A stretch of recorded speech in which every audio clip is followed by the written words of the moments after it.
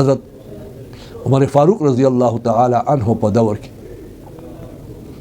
یو نوجوان و لمانځه ته به راتلو هغوی شکایت ورته وکړ چې حضرت زه ګناهو کې ډوب یم او له ګناهونو منع کېدی نشم او د عبادت ته لمانځه ته هم راځم خو نه منع کېږم.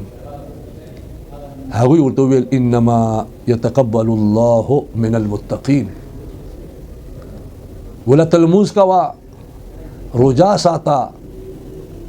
او عبادتونه کوه چې الله نه یاریږي، الله پاک ستا دا عبادت نه قبلوي.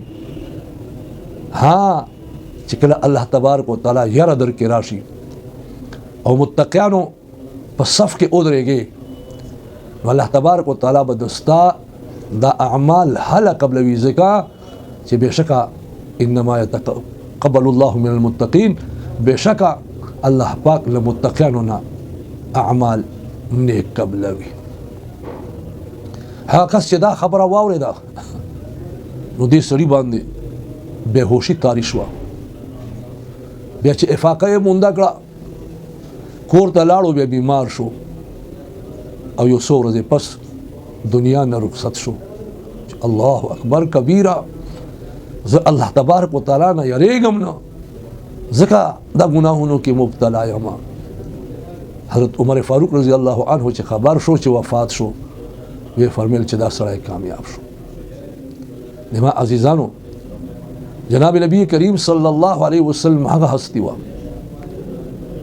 چې اگر که زمون عقیده دا ده چې ټول انبیاء کرام علیهم الصلاۃ والتسلیمات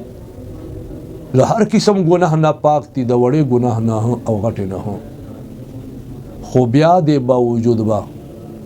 جناب نبی کریم صلی الله علیه وسلم ته الله اعلان هم کړی دی چې ارسه درته معاف دي، مخکینی او رستونی، خو بیا هم دې باوجود با جناب نبی کریم صلی الله علیه وسلم شپې پاسې دلو او دومره عبادت بیا کولو چې پخې بیا وپړسېدې، او دې باوجود به پیغمبر علیه الصلاۃ والسلام استغفار غوښتلو، تقریبا 100 ځلې استغفار بیا غوښتلو.